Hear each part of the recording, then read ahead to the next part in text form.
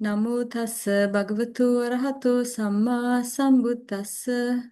Namo tassa bhagavato arahato samma sambuddhassa. Namo tassa bhagavato arahato samma sambuddhassa. Teruvan Saranai.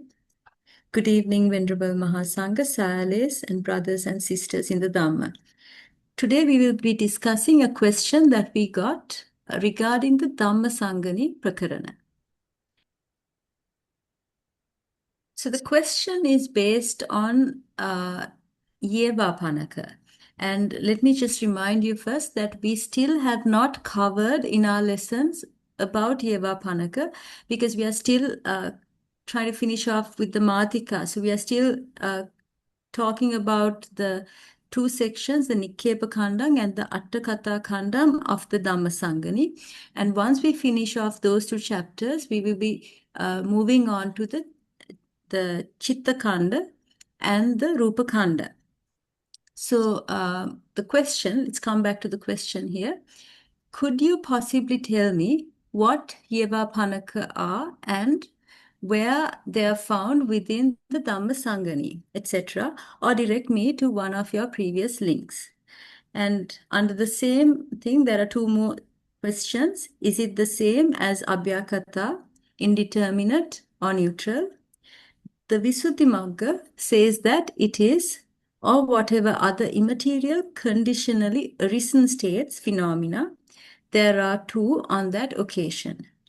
So, to me, this seems to be related specifically to any sahajata paccaya, conascence states that arise from any good, bad, or indifferent phenomena. Is this accurate?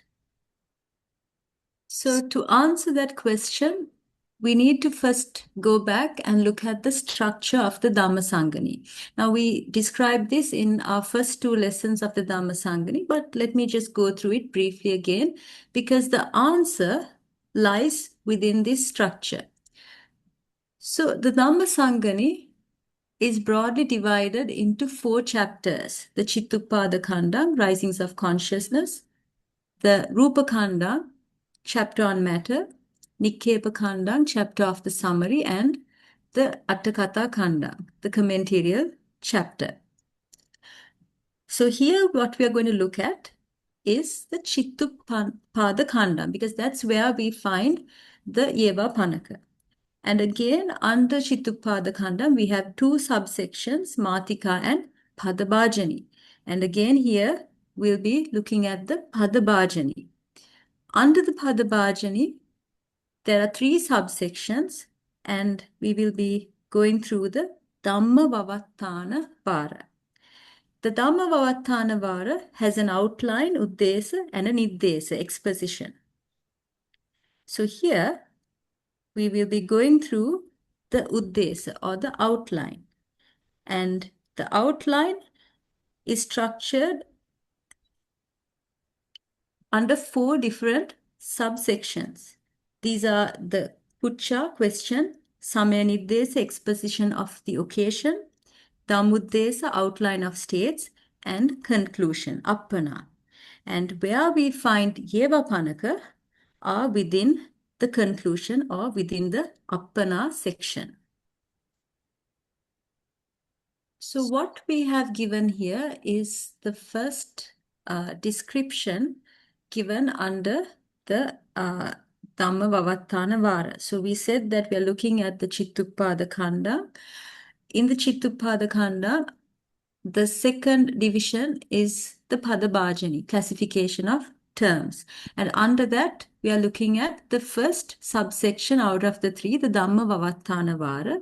And here we are going to look at the outline, the Uddesa. So this entire section that we have given here is the Uddesa, or the outline of the first Kāmāvachara Kusala Chitta, which is the Somanasa Sahagata Jnana Sampayutta Asankarika Chitta. So how has this Chitta been described here? We have a question, a pucca. So the question asks, Khatame Dhamma Kusala, which states are wholesome? And then we get the exposition of the occasion, the Samaya Niddesa. which describes the occasion by which this particular chitta arises. So, when would this chitta arise? That description is given under the Samaya Nirdesa. Next, we have the outline of states, the Dhammuddesa. Now, what is given here are the different Dhammas that arise together, which are called Kusala. So, here we are talking about the first Kusala Chitta. So, likewise, we have a description for each and every chitta. So all 89 chittas are described in this Chittupada Khanda separately or individually.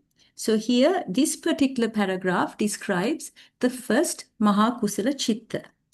So under the Dhammuddesa, we have the description of the chitta and cetasika that arise together. So what are the chitta cetasika that arise together? That's given in the Dhammuddesa.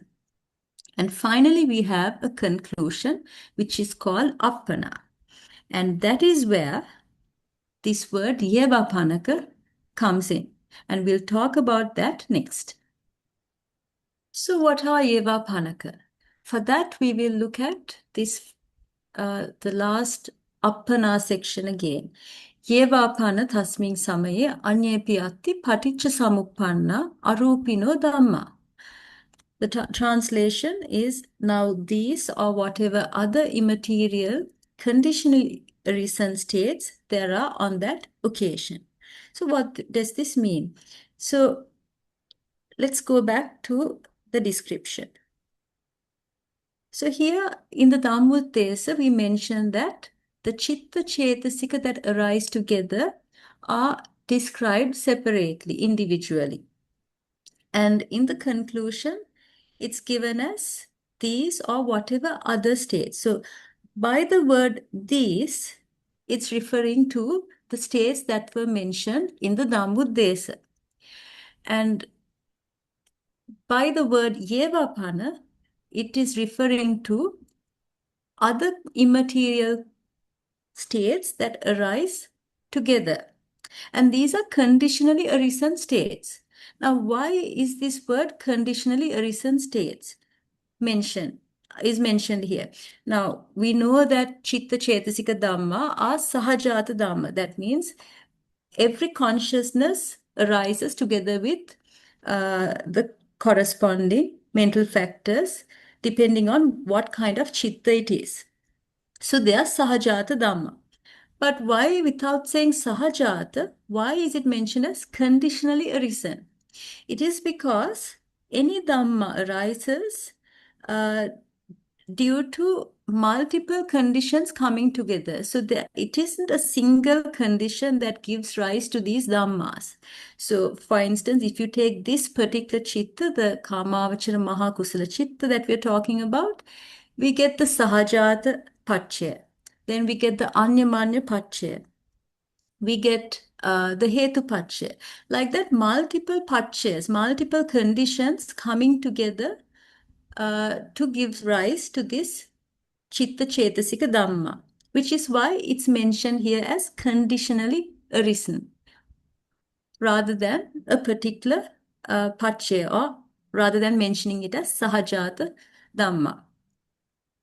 So why now here we are mentioning the dhammas that are not mentioned in the Dhammuddesa. So yevāpanaka refers to the other dhammas, conditionally arisen dhammas, which are not mentioned in the Dhammuddesa.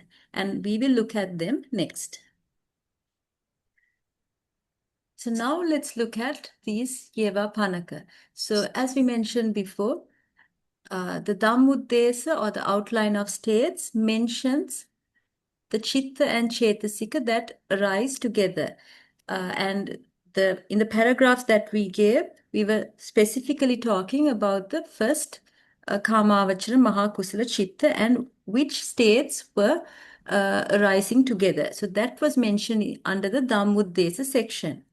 So the dhammas that were not mentioned under the Dhammuddesa section are the yevāpanaka that are being referred to here in the appana or the conclusion section. So there are 9 such mental factors.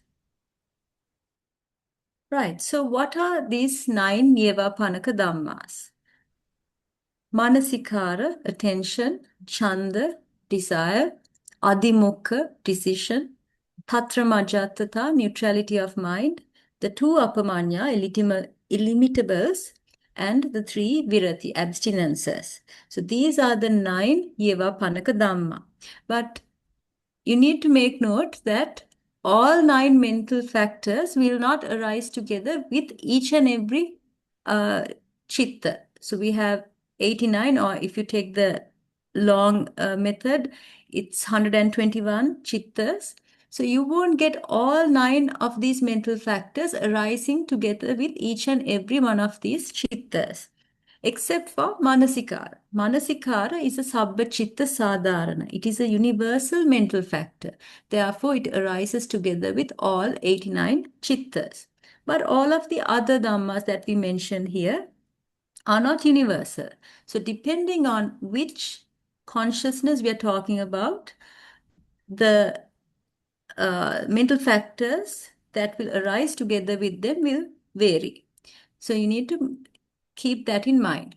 But in general, the yevāpanaka dhammas are these 9 mental factors, and depending on the circumstance, depending on which consciousness we are talking about, the number of yevāpanaka dhammas that will arise together with that consciousness will differ. So you will never get all 9 arising together with any of the chittas. For example, if I give you a simple example, let's say someone sees a poor man and he offers some food. So there is kindness in that person's heart. So he sees this beggar and he develops karuna. So karuna is a appamanya, one of the illimitables. So when appamanya arises, you don't get both appamanya arising together with that same consciousness. Only one. So only karuna arises there. And you won't get the 3 virati arising at that particular instance because there's no abstinence being done at that particular moment. So one of the appamanyas and none of the viratis will arise at that particular moment. So likewise, depending on the circumstance, depending on what type of consciousness we are talking about, we will get these mental factors arising together. And then again, if you take an akusala chitta will not have appamanya virati, it will not have tatramajatata. So we need to consider that when we are determining which yevāpanaka are arising together with that particular consciousness. So we come back to the question. Could you possibly tell me what yevāpanaka are and where they are found within the Dhammasaṅgaṇī? So we mentioned that it's found in the Chittupada, the Chitta Khanda, the first chapter of the Dhammasaṅgaṇī. And in that, we mentioned it's in the appana section, the conclusion section, and that is where you find the word yevāpanaka. Is it the same as abyakata, indeterminate or neutral? No. So here, the yevāpanaka we describe in relation to each and every chitta. So I mentioned that each chitta, we have the kusala, akusala, vipaka, kriya. Each of these chitta individually are described, and depending on what type of chitta we are talking about, the yevāpanaka will differ. So if we are talking about a kusala chitta, in that instance, the yevāpanaka will be kusala. If we're talking about an akusala chitta, then the yevāpanaka will be akusala. And likewise, if it's a vipaka chitta, the yevāpanaka will be vipaka, and if it's a kriya chitta, the yevāpanaka will be kriya. So depending on the chitta that we are describing, the yevāpanaka will vary accordingly. Next, the Visuddhimagga says that it is, or whatever other immaterial, conditionally arisen states, phenomena. There are two on that occasion. So to me, this seems to be related specifically to any sahajata paccaya, conascent states that arise from any good, bad, or indifferent phenomena. Is this accurate? So this is partially correct, because any Dhamma arises not due to a single paccaya, a single condition. So multiple conditions come together in order to give rise to a certain state. So here sahajata paccaya is there, yes. However, there are other paccaya. We get the anyamanya paccaya, we get the hetu paccaya, and if it's a kusala or an akusala, we get the karma paccaya. If it's a vipaka, then we'll get the vipaka paccaya. So likewise, depending on the particular chitta, the conditions will vary. So it's not a single condition, but there are multiple conditions coming together. So we will be discussing about the Chittupada Khandang in greater detail once we finish the Dukkhantika Matika. So don't worry if you don't, if you feel that you don't quite get the structure, how the Dhammasaṅgaṇī is structured and all of that. At this point, it's all right, because we still haven't gone through this section. And the reason why we gave this answer, because we were asked about yevāpanaka in a question. Therefore, I just wanted to give that answer. But we will be talking about the Chittupada Khanda in greater depth when we finish the Matikas. If you have any questions, you can direct them to dhamma.acharini@gmail.com. With that, we come to the end of this discussion. Sadhu, sadhu, sadhu. Sadhu, sadhu, sadhu.